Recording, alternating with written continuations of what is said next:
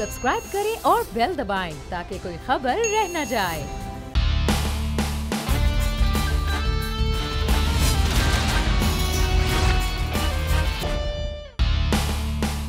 अस्सलामु अलैकुम। Special report with Mudassar Iqbal के साथ हाजिर खिदमत है। नाज़रीन, पाकिस्तान में बहुत ज़्यादा ये बात हमेशा से होती रही कि कभी रोटी कपड़ा और मकान का मामला हो, कभी बेशुमार नौकरियां देने के वादे हों। इन्हीं वादों और इन्हीं दावों के साथ साथ एक नई हुकूमत पाकिस्तान तहरीक इंसाफ की 2018 में जब आ रही थी तो उस हुकूमत ने आने से पहले ये ऐलान किया कि वो 1 करोड़ नौकरियां देंगे। सवाल ये पैदा हुआ कि ये 1 करोड़ नौकरियां कैसे हो सकती हैं। ये आज भी सवाल अपनी जगह पर कायम है जब 3 साल इस हुकूमत को हो चुके हैं। क्या कोई मुल्क भी 1 करोड़ नौकरियां सरकारी तौर पर दे सकता है कि जहां पर इंडस्ट्रियलाइजेशन का सिलसिला कोई नज़र ना आ रहा हो, बाकी इन्वेस्टमेंट की सूरत उस तरह से नज़र ना आ रही हो, तो किस तरह से वो 1 करोड़ नौकरियां हो सकती हैं।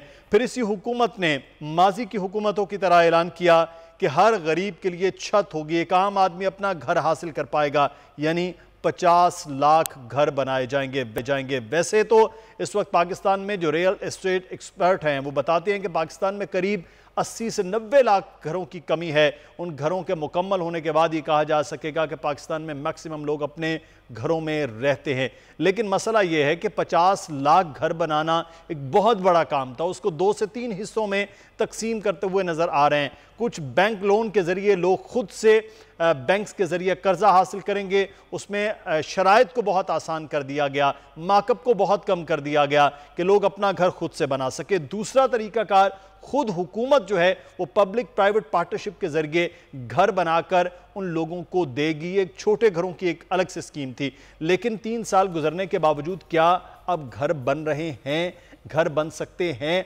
और क्या बैंकों के लिए इतना आसान है कि लोगों को वो कर्ज दे दें और वो लोग अपने घर बना सकें? आज हम इस सूरत हाल पर भी बात करें। साथ जो 1 करोड़ नौकरियों की बात हो रही है, क्या पाकिस्तान में जो इस वक्त साउथ एशिया के अंदर बल्कि एशिया के अंदर सबसे ज़्यादा यूथ है, यूथ पॉपुलेशन इस वक्त पाकिस्तान में है, तो क्या उनको किसी जानिब लगाने के लिए सरकारी नौकरियों का इंतज़ार किया जाए या एंटरप्रेन्योरशिप शुरू की जाए, और क्या तरीकाकार हो सकता है? और इसमें भी हम बात करेंगे कि बैंक्स जो हैं वो बाकायदा तौर पर इन्वॉल्व हुए हैं कि उनको कर्जे दिए जाएं ताकि वो अपने कारोबार कर सकें या फिर वो नौकरियों का इंतज़ार कर सकें। आज प्रोग्राम में हम बात करेंगे।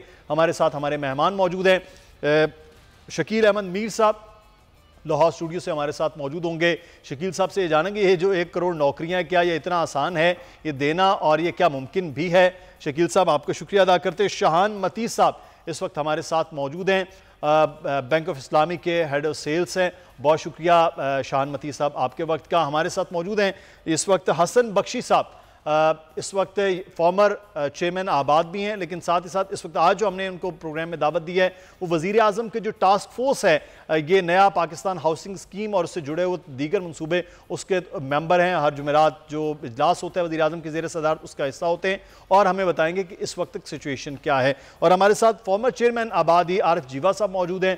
आरिफ साहब, आपका भी शुक्रिया अदा करते हैं। आरिफ साहब से जानेंगे कि क्या ये जो 50 लाख घर हैं ये मुमकिन भी होते हैं, क्योंकि खुद वो बिल्डर हैं, वो बता सकेंगे। कल जुबैर साहब ये फरमा रहे थे, जुबैर उमर साहब, कि एक घर बन ही नहीं सकते हैं ये 50 लाख, अगर इतने इतने दिनों में घर बनाए जाएं तब भी चंद हज़ार घर बन सकते हैं। तो उनसे भी ये जानेंगे कि यह मुमकिनात में है या नहीं। सबसे पहले मैं शामिल करूँगा जो गुफ्तगू में वो हसन बख्शी साहब को। हसन बख्शी साहब, 3 साल का अरसा गुजरने को है तो ये कहा जा रहा था कि जी पहले चीज़ें स्ट्रीमलाइन हो रही हैं, उसके बाद मामलात ये होंगे। आपसे आगाज़ करते हो, क्योंकि आप वज़ीर आज़म के उस टीम के मेंबर भी हैं, कि ये जो नया पाकिस्तान हाउसिंग स्कीम या मेरा पाकिस्तान मेरा घर, ये डिफरेंट जितने भी हैं जिसमें लोगों को अपने घर मिल सके, वो कहाँ तक पहुँचा है? ये सिर्फ कागज़ों की हद तक है, अखबार के इश्तहारों की हद तक है, या तकरीरों की हद तक है? बिस्मिल्लाहिर्रहमानिर्रहीम। आपका बहुत शुक्रिया मुदस्सर साहब कि आपने मुझे मौका दिया। देखिए, सबसे पहले प्राइम मिनिस्टर ने जब इलेक्शन लड़ा, इमरान खान साहब ने, उनके मैनिफेस्टो में ये था कि 50 लाख मकान बनाएंगे और 10 मिलियन नौकरियां देंगे। 2 से 2.5 साल पॉलिसी सीधी करने में लग गए, और पॉलिसी जैसे ही सीधी हुई तो ऑन ग्राउंड काम शुरू हो गया। ऑन ग्राउंड पंजाब में काम हो रहा है, ऑन ग्राउंड इस्लामाबाद में काम हो रहा है, ऑन ग्राउंड KPK में काम हो रहा है, और कुछ काम बलूचिस्तान में भी हो रहा है लो कॉस्ट हाउसिंग का। ये जो 50 लाख का फिगर हर जगह कोट होता है, तो इसमें देखिए ये था कि 50 लाख मकान बनाने के लिए एक एनेबलिंग एनवायरनमेंट दिया जाएगा। इसमें कहीं ये नहीं था कि हुकूमत 50 लाख घर बनाएगी, इसमें प्राइवेट सेक्टर जो बनाएगा वो भी शामिल होगा। अगर फर्ज करें मैं 500 मकान बना पाता हूँ 1.5 साल में पहले, तो मुझे इतना एनेबलिंग एनवायरनमेंट दे दिया जाएगा कि मैं 500 अपने मकान 1500 मकानात को 3 गुना कर दूं, यानी जो मैं प्रोडक्शन पहले करता था या डिलीवरेंस पहले करता था उसको 3 गुना कर दूं। उसमें फाइनेंसिंग की आसानी कर दी गई, उसमें अप्रूवल की आसानी कर दी गई, बैंकों के लिए फोरक्लोजर लॉ की आसानी कर दी गई, शराय सूद को नीचे ला दिया गया, बल्कि नीचे क्या आप समझे कायबोर से माइनस दिया गया है। आज पाकिस्तान में पहली बार आम आदमी को कर्जा मिलने के लिए आसान शराइत कर दी गई, सिंपल एक फॉर्म कर दिया गया जिसके ऊपर ये कर्जा मिलेगा और 27 लाख तक 3% पे मिलेगा। उसके ऊपर जो है वो 5 और 7% की मयार पे मिलेगा। और जबकि हमारे मुल्क में कायबोर रेट पहले 14% था, 13% था, अब रिड्यूस होकर 7%, यानी कायबोर के नीचे भी काम हो रहा है। इसी तरह मैं ये समझता हूँ कि जो अब पहली 2016 में भी नवाज शरीफ साहब की हुकूमत में जब फिक्स टैक्स स्कीम आई थी तो उसमें 40 प्रोजेक्ट आए थे, जबकि अब फिक्स टैक्स स्कीम में 1000 से ज्यादा। हसन बख्शी साहब इस पे हम बात करते हैं। जो आप कह रहे हैं कि आसानियां हो गई हैं, अब अगला आने वाला वक्त वो कितना आसान हो सकता है प्रैक्टिकली।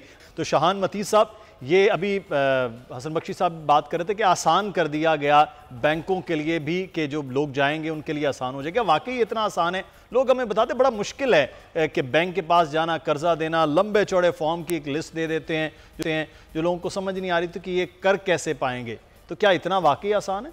देखिए, जो हम कहते हैं ना ये आसान है, तो इसको आसान की मैं डेफिनेशन बता दूँ तो ये सब आसान क्यों है, क्योंकि पाकिस्तान में पहले लोगों को इस रेट पे ये सहूलत मुयस्सर ही नहीं थी। आज जिस इंस्टॉलमेंट पे जो माहाना किस्त दे के वो बैंक से फाइनेंसिंग ले रहे हैं, पिछले 70 सालों में इतनी कम अमाउंट पर उनको बैंक से फाइनेंसिंग नहीं मिलती थी। अच्छा, जो लोग कह रहे हैं कि जी हमें बैंक में जाते हैं और बैंक हमसे डॉक्यूमेंट्स मांगता है, तो ऑब्वियसली जो बैंक है वो अपना एक ड्यू डिलिजेंस जो है वो पूरा करेगा ताकि जो पैसा वो लोगों को दे रहा है वो पैसा वापस भी आए और इसको मज़ीद आगे और इन्वेस्ट भी और लोगों को दिया जा सके।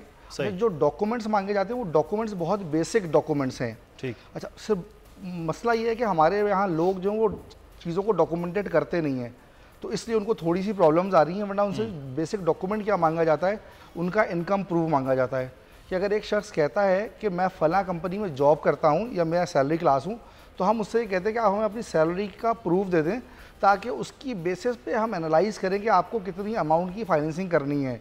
तो जो लोग ये चीज़ प्रोवाइड करने में कामयाब हो रहे हैं उनके लिए बहुत ज़्यादा आसानी हो रही है, और जिनके पास ये चीज़ें नहीं है तो ऐसा नहीं है। लेकिन साहब जो बंदा अपना कारोबार करता है उसके पास तो कोई सैलरी स्लिप नहीं है ना। वो पाकिस्तान में तो आपको पता है कि टैक्स पेयर ही लोग बहुत कम हैं, उनकी डॉक्यूमेंटेशन टाइप की कोई चीज़ नहीं है, तो फिर वो नहीं। अच्छा, इसके लिए भी बड़ा अच्छा हल है, क्योंकि देखिए गवर्नमेंट ने पहली बार ऐसा ये हो रहा है कि गवर्नमेंट की बैकिंग्स पे बैंक्स जो हैं फाइनेंसिंग प्रोवाइड कर रहे हैं। अच्छा। तो उसमें ये होता है कि बैंक्स जो है बहुत सारी थर्ड पार्टी कंपनीज हैं जो न्यूट्रल होती हैं, जो बैंक के अपने इदारे नहीं होते। सही। बैंक उनसे उनकी इनकम एस्टिमेशंस करा लेती हैं। ये एक्सपर्ट्स कंपनी पाकिस्तान में बहुत पहले से हैं। सही जी, बिल्कुल। बैंक अपने लिए भी ये इनकम एस्टिमेशंस कराया करती थी।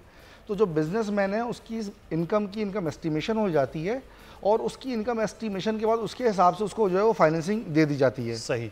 तो ये भी कदरे आसान काम है। अच्छा, शान साहब से मजीद भी बात करते हैं, लेकिन मैं आरिफ जीवल साहब से बात करेंगे ब्रेक के बाद कि क्या ये मुमकिनात में भी है, जैसे हसन बख्शी साहब कह रहे थे कि ये आसान है, तो उस आसानी के बाद क्या 50 लाख घर बनना वाकई इतना मुश्किल है जिसके बारे में बात हो रही थी कि 5 साल में चंद हज़ार घर ही बन सकते हैं, इससे ज़्यादा नहीं। ब्रेक लेते हैं नाज़रीन जी, ब्रेक के बाद बात करते हैं।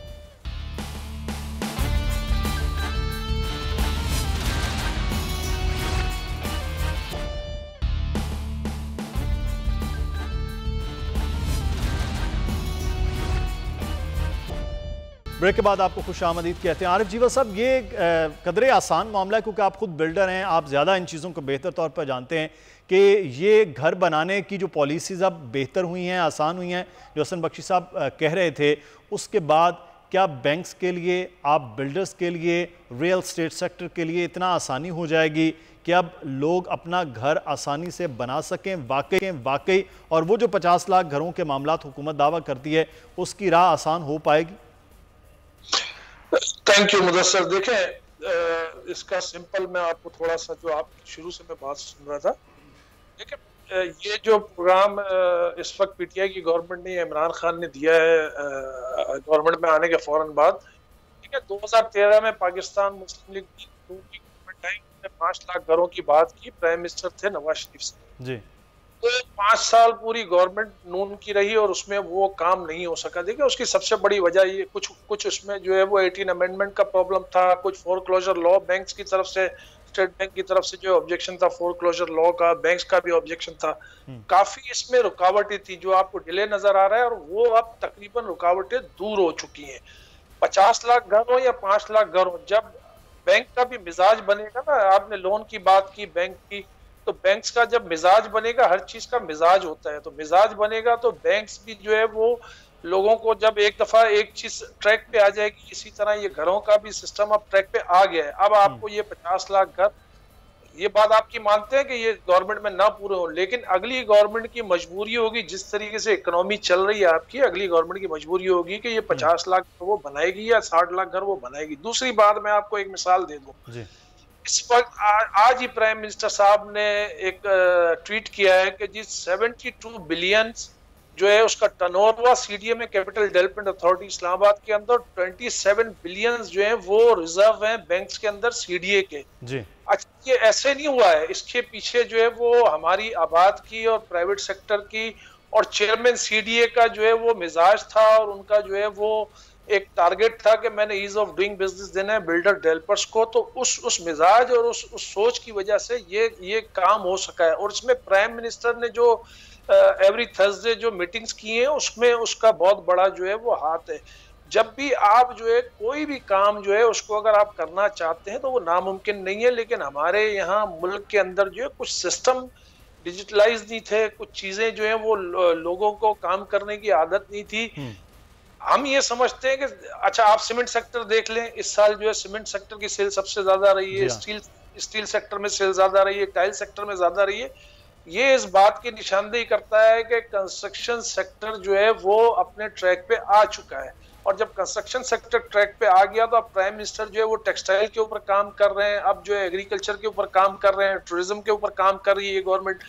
तो जाहिर है वो स्टेप बाय स्टेप सारी चीजें होंगी, लेकिन जो आपका सवाल था, बुनियादी सवाल, बिल्कुल आपका सवाल, और उसका आप हमसे जवाब चाहते थे, हम जो है वो साथ बैठे में गवर्नमेंट के, और हर सेक्टर के अंदर हम हर सेक्टर के अंदर गवर्नमेंट को यही मैसेज कन्वे कर रहे हैं कि आप ईज ऑफ डूइंग बिजनेस हर सेक्टर के अंदर अप्रूवल्स की, चाहे वो कंस्ट्रक्शन सेक्टर। अच्छा आरिफ जी, वो सब ये आपके ही सेक्टर से जुड़ा हुआ, यानी कि रियल एस्टेट से लेकर, तो जहां आप सीमेंट और टाइल सेक्टर की बात करें, ये मैं एक दफ़ा गुफ्तगू करते हसन बख्शी साहब से ही कि 40 से लेकर 70-72 तक सेक्टर्स हैं वो जुड़ते हैं, और उनके अंदर कारोबार बड़ी तेज़ी के साथ होता है अगर सिर्फ रियल एस्टेट सेक्टर को या बिल्डर सेक्टर्स को उठाया जाए तो मैं इसी पे है कि अगर ये सेक्टर्स उठेंगे तो फिर ऑब्वियसली इसमें कारोबार के साथ साथ जो काम है वो तेज़ी के साथ बढ़ेगा, जॉब्स उसमें क्रिएट होंगी। तो शकील अहमद मीर साहब, मैं आपसे जानना चाहूँगा, ये 1 करोड़ नौकरियों का जो मामला है, सरकार तो 1 करोड़ नौकरियां नहीं दे सकती है, तो ये जो हुकूमत का ऐलान था कि 1 करोड़ नौकरियां, वो कैसे मुमकिन हो सकता है कि लोग 1 करोड़ नौकरियां कर सकें? अच्छा, thank you very much first of all. ये जो 1 करोड़ नौकरियों का टारगेट है हुकूमत का, देखें, एक जब खान साहब ने वादा किया था, ख़ास तौर पे नौजवानों को बहुत खुशी हुई थी, लेकिन सोचना और देखना ये है कि जो 1 करोड़ नौकरियां हैं ये हुकूमत कैसे देगी। यानी हुकूमत ने ये नहीं करना कि उनके पास कोई एक कोटा है जहाँ से उठा के उन्होंने पर्चियाँ लिख के नौकरियाँ देनी शुरू कर देनी है। तो नौकरियाँ आती हैं बिजनेस से, तो बिजनेसेस अब होंगे, या तो आप जो एग्जिस्टिंग बिजनेसेस हैं आप उनको गूगल, फेसबुक और एप्पल के लेवल पे लेके जाएं कि जहाँ लाखों लोग जो हैं वो वहाँ फिर नौकरियाँ निकलेंगी, नौकरियाँ करेंगे। तो इस वक्त हुकूमत ने, बल्कि खान साहब ने ऐलान किया है कि जो कामयाब जवान प्रोग्राम है जी, उसमें उन्होंने 100 अरब रुपए का ऐलान किया कि ये कर्जे दिए जाएंगे 10 लाख से 2 करोड़ तक। लेकिन एक जो चीज़ मिसिंग है वो इम्प्लीमेंटेशन टीम है जो इन जवानों को हेल्प आउट करेगी। मैं अभी से कह रहा हूँ कि अगर आप, ठीक है, आप कर्जे तो देने शुरू कर दें, लेकिन नौजवानों को ये भी गाइडेंस चाहिए कि आपने कामयाब बिजनेस चलाना किस तरह, उसको बनाना किस तरह, उसमें मार्केटिंग की ज़रूरत है, उसकी सेल्स की ज़रूरत है, तो ये सारी ट्रेनिंग की भी ज़रूरत है। सही, अभी आप वो जो स्कीम है, घरों की स्कीम है, उस पर भी बात कर रहे थे। मेरे ख्याल में गवर्नमेंट ये पिछले कुछ हफ्तों के अंदर एकदम चेंज आई है, इकोनॉमी पाकिस्तान की हमें बेहतर होती नज़र आ रही है, बहुत ज़बरदस्त किस्म के प्रोजेक्ट्स लॉन्च किए जा रहे हैं, लेकिन 1 करोड़ नौकरियां नहीं पैदा होंगी जब तक आप लोगों को इनेबल नहीं करते। इनेबल करने का क्या मतलब है?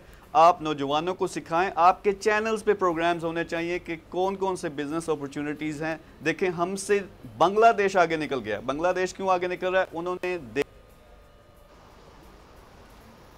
जी, आप इकोनॉमी देखें तो अभी कुछ ही दिनों पहले रिपोर्ट आई है कि वो हमसे आगे निकल रहे हैं, तो होगा क्या? देखें, सिंपल, अगर 1 करोड़ नौकरियां आपने प्रोड्यूस करनी हैं तो उसके लिए आपको सबसे पहले ये चाहिए कि आप क्या करेंगे, नौजवानों को ऑनलाइन बिजनेसेस की तरफ लेके आएँ। आप 30-40 लाख बड़ी आसानी से नौजवानों को ट्रेन करना शुरू कर देना नेशनल लेवल पे, तो इतने लोगों को तो ऑनलाइन नौकरियां मिलेंगी और ये मिनिमम उस पे एवरेज जो वो तनख्वाह कमाएंगे, पैसा कमाएंगे, वो 1 लाख के लगभग बनता है और ये सारा इकोनॉमी में पैसा डलेगा। दूसरी तरफ आप ये करें कि आप बड़े सिटीज़ हैं, रीजन्स हैं, उनमें आप क्या करें कि बिज़नेस हब्स बनाएं, जहाँ ये लोग आएंगे उनमें उनको सपोर्ट भी दें कि किस तरह ये कर्जा ले सकते हैं, उनको बिज़नेस सिखाएं भी, और साथ आपकी टीमें होनी चाहिए जो इम्प्लीमेंटेशन करें कि बड़ी फैक्ट्रियाँ जो हैं इन सब की जब आप एंटरप्रेन्योर शामिल करेंगे पूरे मुल्क से अपने साथ, वो अगर गाइडलाइंस देते हैं, आप लोकल एरिया के लेवल पे गाइडलाइन देते हैं, तो फिर बिजनेसेस कामयाब होंगे। इससे तरफ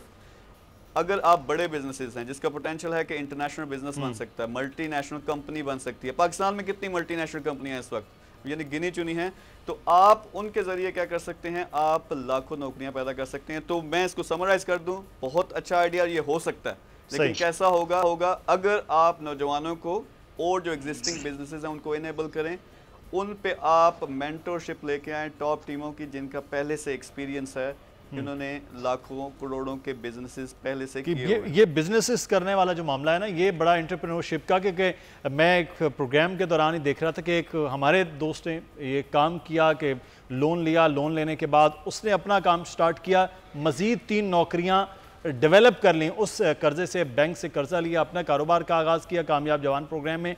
तो ये एक बंदा अपने ही काम से 2 से 3 लोगों को बहुत छोटे पैमाने पर 6 लाख रुपए के कर्जे से ही 3 लोगों की मजीद नौकरियों का सबब बन रहा है। इस पर हम मजीद बात करते हैं कि प्रैक्टिकल जो चीज़ें हैं वो कितनी हैं जो इस हुकूमत ने दावे बातें की थी। हसन बख्शी साहब, इसमें अब ये कहा गया कि जब ये हुकूमत आई, एक तो मरात मिल गई जी, जितनी भी एमएनएसटी का मामला है, फिर जितने भी सहूलियात और जितनी भी लेजिस्लेशन हुई वो आप यानी कि आबाद, क्योंकि सबसे बड़ा यही एक इदारा है, एक एसोसिएशन है बिल्डर्स की, आप लोगों के लिए इसका फ़ायदा हुआ। जो छोटे आपके साथ बिजनेसेस जुड़े हुए यानी कि रियल एस्टेट में लोग हैं, उनका उस तरह से फ़ायदा नहीं हो, बल्कि मज़ीद पाबंदियों की सूरत हो गई। तो ये सिर्फ चंद लोगों के फ़ायदे तक ही ये मामलात रहेंगे, आम आदमी तक नहीं आएंगे, तो फिर तो ये चीज़ें आसान नहीं हो सकती। देखिए, ये एक मिसकंसेप्शन है। जो लोन दिए जा रहे हैं वो आबाद के मेंबर को लोन नहीं दिए जा रहे, वो इंडिविजुअल उन लोगों को लोन दिए जा रहे हैं सस्ती उस पे प्रॉफिट पे या इंटरेस्ट पे, जो आम कंज्यूमर है। आबाद 3% पे या 5% पे लोन नहीं मिल रहा है, आबाद के मेंबर को तो 7% प्लस कैबोर प्लस 1.5% पे लोन मिल रहा है। इसके अलावा जो एमएनएसटी जिसको हम कहते हैं, जिसको मैं कभी भी एमएनएसटी का लफ्ज़ इस्तेमाल नहीं करता, मैं कहता हूँ इंसेंटिव स्कीम है, वो हर उस आदमी के लिए है जो या वो अपना मकान भी बनाना चाहे या पहली बार एक मकान बना रहा हो और उसको 111 का एग्जेम्पशन चाहिए और फिक्स टैक्स में वो आना चाहता है, तो उसके लिए भी वो शामिल है। उसके लिए ज़रूरी नहीं है वो आबाद का मेंबर हो या कोई बहुत बड़ा बिल्डर हो और वो 1000 एकड़ पे या 100 एकड़ पे या 500 फ्लैट बना रहा हो, ये सब के लिए है। इसी तरह इसमें एक बहुत जो इसमें जो रोज़गार क्रिएट होगा, वो रोज़गार तो यकीनन आम आदमी के लिए क्रिएट होगा। उसमें मिस्त्री भी होगा, उसमें मेसन भी होगा, उसमें प्लम्बर भी होगा, इलेक्ट्रिशियन भी होगा। एक जो बहुत बड़ी बात है जिसको हम नहीं देख रहे, इस टाइम लार्ज स्केल इंडस्ट्री में $4.5 बिलियन का टर्फ में लोन लिया गया है। और यकीन माने, मैं जानता नहीं कोई ऐसी इंडस्ट्री को, चाहे वो स्टील की हो, चाहे वो एल्युमिनियम की हो, चाहे वो सीमेंट की हो, चाहे वो टाइल की हो, जो एक्सपेंशन नहीं कर रहे हैं। ये सब लोन लिए गए हैं और अब लोग अपने अपने एक्सपेंशन में लगे हुए हैं और इस उम्मीद पे कि यह हाउसिंग और कंस्ट्रक्शन चलेगा तो ये 72 अलाइड इंडस्ट्री की प्रोडक्शन भी डबल होगी और सेल्स भी डबल होगी। और यकीनन प्रोडक्शन सेल डबल होने के लिए रोजगार लोगों को ही मिलेगा, लोग ही इसको ट्रांसपोर्ट करेंगे, लोग ही इसको इस्तेमाल करेंगे और लोग ही इसको मैन्युफैक्चर करेंगे। तो मैं समझता हूँ ये एक पैराडाइम शिफ्ट होने जा रहा है। और जो ये 1 करोड़ नौकरियों की बात हो रही थी, कभी भी गवर्नमेंट ने ये नहीं कहा था कि गवर्नमेंट देगी।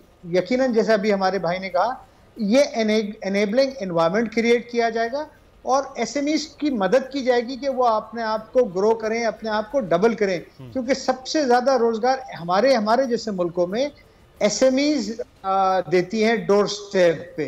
तो गवर्नमेंट ने जो ये फाइनेंसिंग आसान करके आसानी लोगों को कर दी है, तो लोग कुछ या कोई कारोबार का सोच रहा है, या अपना मकान लेने का सोच रहा है, या मकान बनाने का सोच रहा है। एक 120 गज का भी अगर मकान कोई आदमी बनाता है, चाहे वो अपने लिए बना है या बेचने के लिए बना है, तो उसमें 8 से 10 लोग मुस्तकिल 6 से 9 महीने काम करते हैं। तो मैं ये समझता हूँ कि ये बहुत राइट डायरेक्शन पे है।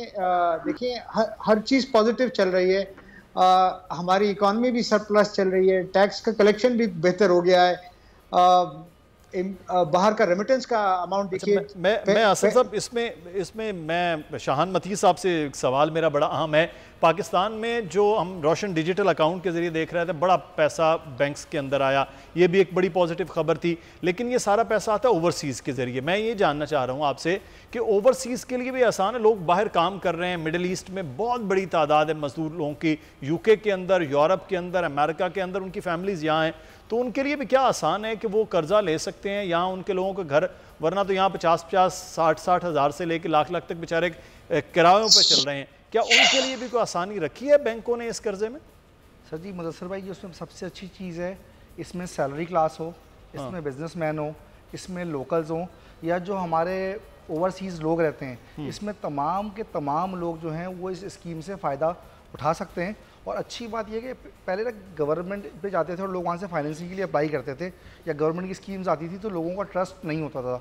अब माशाल्लाह ये बैंक्स जो हैं ये फाइनेंसिंग दे रहे हैं, और एक बैंक नहीं है माशाल्लाह, अराउंड 30 के करीब बैंक है पाकिस्तान में, जो सारी बल्कि तमाम जो बैंक्स हैं पाकिस्तान में, कमर्शियल बैंक्स, वो इसकी सहूलत दे रहे हैं। तो जो ओवरसीज़ हैं वो अपने बाहर से डॉक्यूमेंट्स भेजेंगे और उनको भी माशाल्लाह इसकी फैसिलिटीज़ मिल रही हैं। और माशाल्लाह लोगों ने ली भी है। शान साहब, एक चीज़ मैं आपसे जानना चाहूँगा, ये बड़ा शिकायत हो रही है आपके बैंक्स के ज़रिए कि इमरान खान साहब कहते हैं एक फॉर्म में बड़ी आसानी से आप कर्जा ले सकते हैं, वो बैंक में जाते हैं वो कहते हैं आपको कर्ज मिल ही नहीं सकता। वहाँ पर बैंक में आपके जो जितना भी फ्रंट पे अमला है, फ्रंट डेस्क पे है, वो उस तरह गाइड नहीं कर पाता है, चाहे वो बाहर लोग हों चाहे अंदर। मैं ये वो कह रहा हूँ जो हमसे सवाल पूछे गए लोगों ने कि ये आसान है नहीं जितना आसान बता रहे हैं। अच्छा मुदस्सिर भाई, मैं बताऊँ, जब ये स्कीम लॉन्च हुई थी आज से 1.5 साल पहले, तो उस वक्त जो टर्म्स एंड कंडीशंस थी वो वाकई हमें बैंकर्स को भी बहुत मुश्किल लगती थी। अच्छा। और हमें लगता था कि लोग इससे फ़ायदा नहीं उठा पाएंगे। जैसे एक शर्त पहले ये थी कि जो घर आप ले रहे हों वो घर पहली बार आपके नाम ट्रांसफ़र हो रहा हो, उसका कंप्लीशन प्लान सिर्फ एक हो। तो ऐसे शायद पूरे पाकिस्तान में घर ही गिनती के कुछ थे, तो लोगों के लिए ये मुश्किलात थी। अब माशाल्लाह इसमें जो सहूलतें हैं, तो ऐसी सहूलतें इससे पहले हमने कभी नहीं देखी। अब ये है कि पूरे पाकिस्तान में जहाँ चाहे वो घर ले लें, घर के 4 लोग मिलके को एप्लीकेंट हो सकते हैं। अगर मैं 2 भाई हूँ, या मैं भाई हूँ और मेरी मिसेज, या हम 2 भाई बहन या बाप बेटा जॉब करते हैं, तो हम दोनों अपनी इनकम को क्लब करके ये सारी चीज़ें जो हैं अवेल कर सकते हैं। और हम देखेंगे जो पॉलिसीज़ में चेंज आया माशाल्लाह, जैसा कि अभी एक साहब कह रहे थे हमारे साथी कि भाई हर हफ्ते जो है ये मीटिंग होती थी स्टेट बैंक में, तमाम बैंक्स को बुला के इमरान खान साहब खुद और जो उनकी काबीना के लोग थे वो हर हफ्ते मीटिंग करते थे। और उस मीटिंग में सिर्फ ये नहीं होता था कि हमने देना है, बल्कि बैंकों के और लोगों के जो इश्यूज़ थे वो भी एड्रेस हुए, और उसके बाद पॉलिसी को बिल्कुल चेंज किया गया। तो जो पॉलिसी चेंज हुई तो उसका इम्पैक्ट यह आया कि आज माशाल्लाह अप्रूवल जो रेशोज़ हैं वो बहुत हाई हैं। अच्छा। और अभी मैं आपको प्रोग्राम से पहले बता रहा था, ये मेरे पास वैसे आपके बैंक का ही पड़ा हुआ है फॉर्म है, या उसकी कॉपी है, 10-11 पेजेस का फॉर्म है। ये तो बंदा घबरा जाता है। अच्छा, इतने पेजेस पढ़ते पढ़ते कि ये कैसे होगा, क्या होगा। माजी की स्कीम्स का नाम नहीं लूँगा, पाकिस्तान में माजी में ऐसी स्कीम्स आई जो लोगों ने ली और उसके बाद वो पैसे आज तक वापस नहीं आए।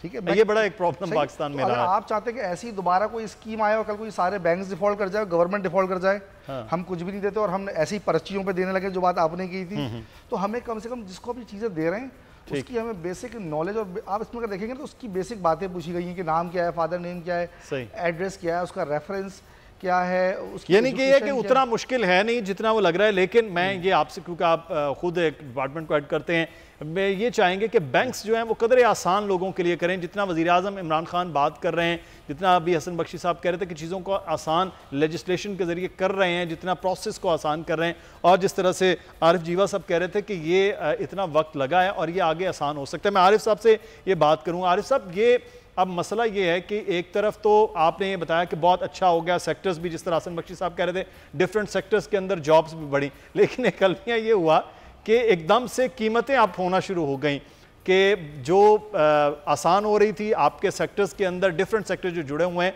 उसमें वो एकदम से कीमतों का इजाफा हो गया। यानी कि ज़मीन की कीमत का इजाफा, फिर उस पर लेबर की कीमत का इजाफा, वहाँ मटीरियल की कीमत का इजाफा। तो जब ये चीज़ें उस तरह से बढ़ रही हैं, आपको पता है इनकम तो उस तरह नहीं आ रही है, तो इन चीज़ों को भी आप नहीं समझते कि कंट्रोल होना चाहिए, वरना आप ही का जो काम है उसमें वो तेज़ी ना आएगी जो आनी चाहिए। एक तो हमारी फिनिश प्रोडक्ट जो है, जो अपार्टमेंट तैयार होता है, घर तैयार होता है, उसको आप अगले साल प्राइस या उससे अगले साल कमी देखें, क्योंकि सप्लाई अब बढ़ना शुरू हो गई। जब सप्लाई बढ़ती है, डिमांड से ज्यादा सप्लाई होती है, तो प्राइस कम होती है। बैंक्स का मैं थोड़ा सा जो अभी डिस्कस हो रही थी, मैं इसमें आपकी डिबेट में शामिल होना चाहूंगा। जी जी, देखें, अभी ये मुकाबला अभी शुरू हुआ है बैंकों का। आज मेरे पास कोई 4 दिन में कोई 6 बैंकों के मैसेजेस आ चुके हैं मुझे भी कि आप लोन ले आके, जैसे आम आदमी को जा रहा है मैसेज कि आप घर लें हमसे, लोन लें हमसे।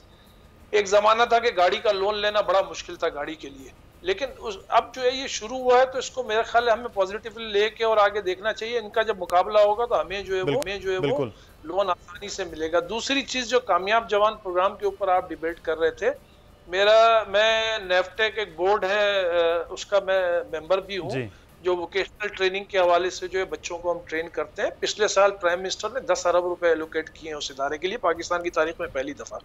अब जब कामयाब जवान प्रोग्राम पे 100 अरब रुपए एलोकेट किए गवर्नमेंट ने, हमने ये एक सजेशन दी है कि जी आप एक प्लम्बर जो हम देखते हैं, तो वो अगर प्लम्बर स्किल्ड होता है तो वो आगे अपना बिजनेस भी कर रहा होता है, इलेक्ट्रिशियन भी अपना बिजनेस कर रहा होता है। इस तरीके से जितने स्किल्ड लोग होते हैं, कुछ लोग जो है वो जॉब्स पे रह जाते हैं, कुछ अपना बिजनेस करते हैं। हमने ये सजेशन दिया है कि आप इसी तरीके से 100 अरब रुपए नेफ्टेक को भी इस साल एलोकेट करें, ताकि यहाँ पे ज्यादा से ज्यादा जो लोग हैं वो उनको हम जो है वो तैयार कर सकें। को स्किल्ड देखें, स्किल्ड होने के बाद अपना जो बिजनेस करता है, आपकी मैं बात सुन रहा था, आप ही शायद ये इस टॉपिक पे बात कर रहे थे, स्किल्ड होके जो बंदा अपना बिजनेस करता है, स्किल्ड बंदा, उसका रिजल्ट अलग होता है, उसका बिजनेस वास्ट होता है। ये कुछ चीजें हैं जो आहिस्ता आहिस्ता जो है वो मेरा ख्याल है, मैं समझता हूँ कि ये प्रोसेस जो है वो काफी सालों का ये जो बिगाड़ है, इसको सही होने में वक्त लगेगा। और मैं अगले 5 सालों में देख रहा हूँ कि लोगों को घरों के लिए जो लोन है उसकी फराहमी बैंक्स बहुत आसानी कर देंगे उसमें। अभी आप सही कह रहे हैं कि काफी डिफिकल्टीज अभी भी हैं, रिक्वायरमेंट अभी भी हैं, क्योंकि हमारे यहाँ जो है वो FBR में रजिस्ट्रेशन जो है वो, अगर हमारी आबादी इतनी है और टोटल 20 लाख या 25 लाख लोग अभी आए हैं हमारे पास रजिस्टर्ड होके, तो ये जो इनका जो बैंक का प्रॉब्लम है वो भी अपनी जगह ठीक है कि ये जब लोन दे जाते हैं तो ये आपसे जो है वो इनकम प्रूफ मांगते हैं, तो जब इनकम प्रूफ नहीं होता तो उस आदमी का केस रिजेक्ट हो जाता है।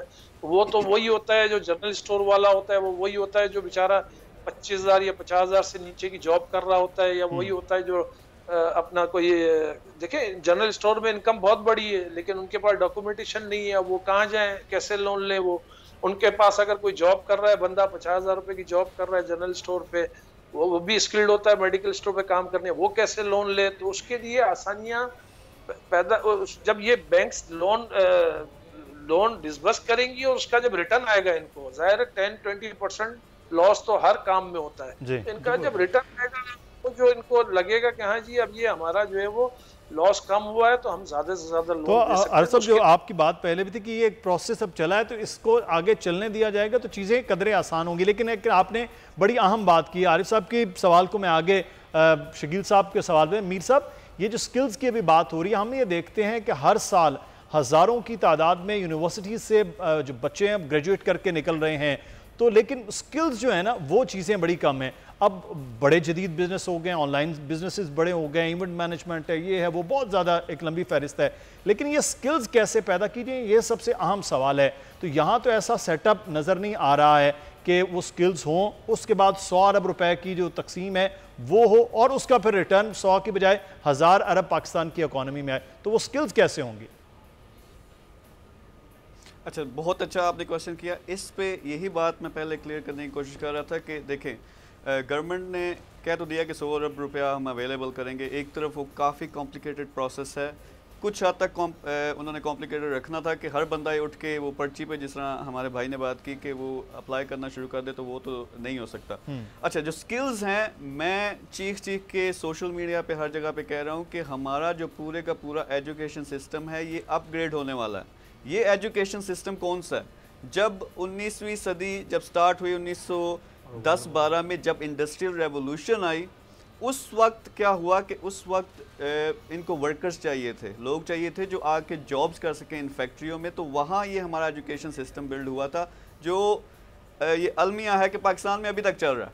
तो इसको अपग्रेड क्या करना है? अपग्रेड ये करना है कि आप अपनी यूनिवर्सिटीज़ में, कॉलेजेस में आप जी तो आप अगर सिर्फ उसको आप प्रैक्टिकल कर दें कि आजकल आप देखें इंडिया और बांग्लादेश की मैं बार बार एग्जांपल दे रहा हूँ, इन लोगों ने क्या किया? इन लोगों ने डिजिटल मार्केटिंग, फ्रीलांसिंग, यानी फ्रीलांसिंग, करोड़ों लोग हैं इंडिया में बैठे हुए हैं जो बांग्लादेश में बैठे हुए हैं, अपने घर से बैठ के काम करते हैं, इंटरनेशनल क्लाइंट्स को वो सर्विसेज दे रहे हैं और हज़ारों डॉलर्स कमा रहे हैं। तो इसी तरह पाकिस्तान में अगर आप अपने एजुकेशन सिस्टम में, स्कूल्स, कॉलेजेस, यूनिवर्सिटीज़ में आप क्या करें कि ये जो 10-12 स्किल्स हैं सिर्फ ऑनलाइन, सिर्फ वही सिखाना शुरू कर दें, तो मैं गारंटी के साथ कहता हूँ कि मास्टर्स की डिग्री करने से पहले बच्चा $1000 कमा रहा होगा।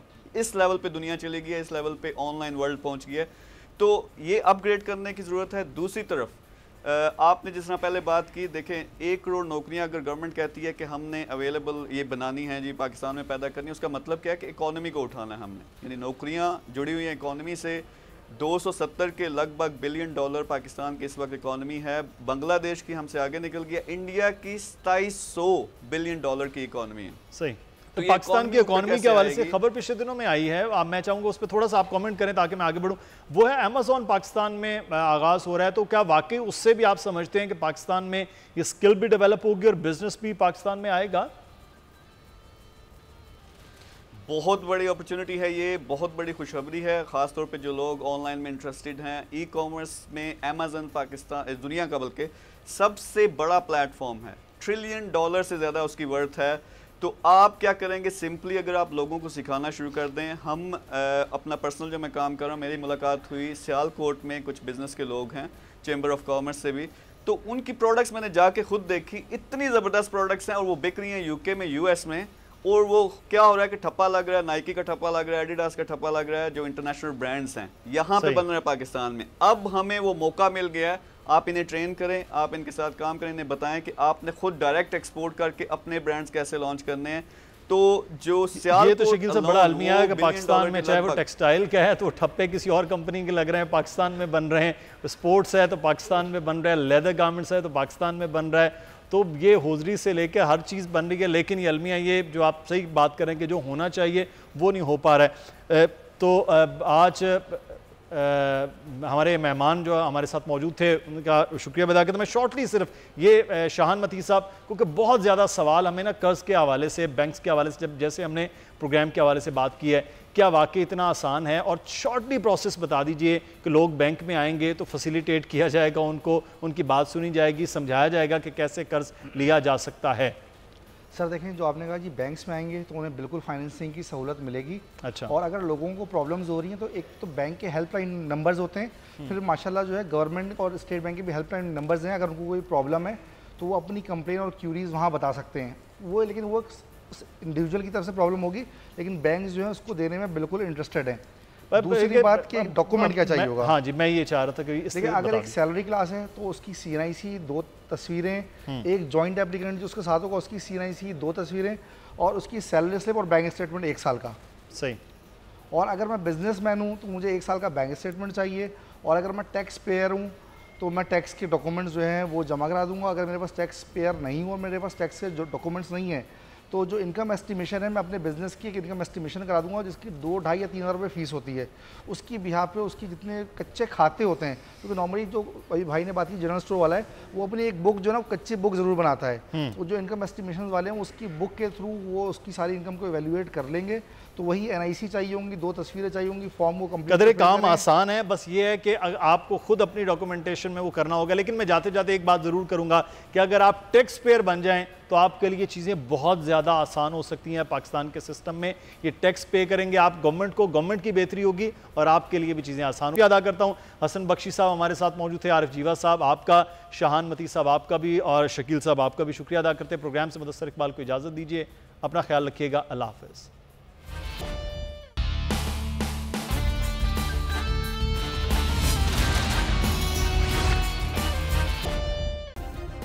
सब्सक्राइब करें और बेल दबाएं ताकि कोई खबर रह न जाए।